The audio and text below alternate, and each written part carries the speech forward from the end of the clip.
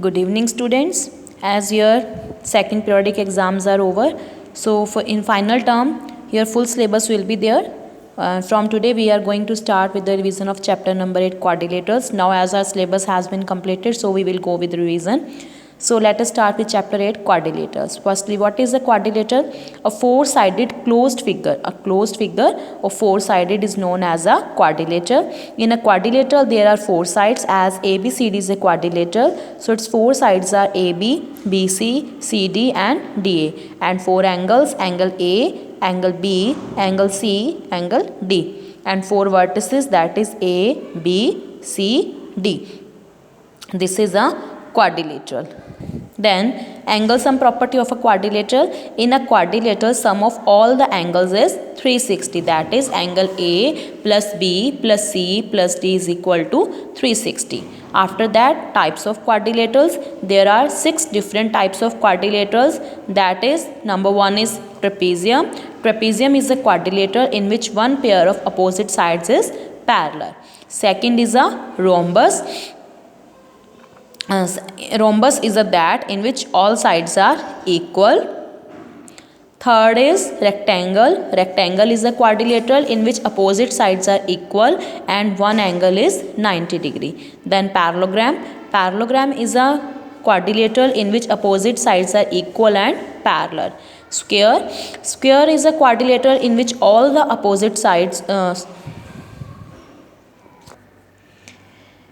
Square is a quadrilateral in which all sides are equal and each angle is 90 degree. Then we will come with kite shape. Kite shape is that in which adjacent pair of sides are equal. Here AD is equal to DC and AB is equal to BC. So there we are having 6 types of quadrilaterals. Now in exercise we will discuss the theorems and questions relating to these, and we will discuss their properties as well. So firstly we will start with the properties of a parallelogram.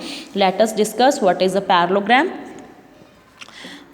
Parallelogram, already I have told you that a quadrilateral ABCD in which opposite sides are equal and parallel is known as a parallelogram. And now let us start its properties. First property is diagonal of a parallelogram divides it into two congruent triangles. We are having a parallelogram ABCD and we have to show if we join this diagonal AC, this will divide the parallelogram into two congruent triangles. So let us see how to do. Firstly, we take triangle ABC and triangle CDA. In these two, this angle DAC is equal to angle ACB, alternate interior angles. Similarly, angle BAC is equal to angle ACD. This is also alternate interior angles.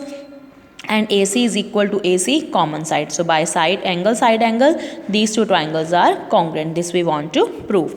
Second theorem, in a parallelogram opposite sides are equal. For this theorem, firstly we take this one. We will take the proof of theorem 8.1.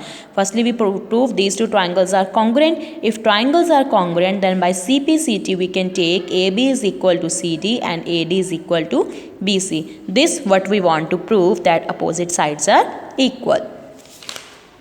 Next theorem, if each pair of opposite sides of a quadrilateral is equal, prove that it is a parallelogram.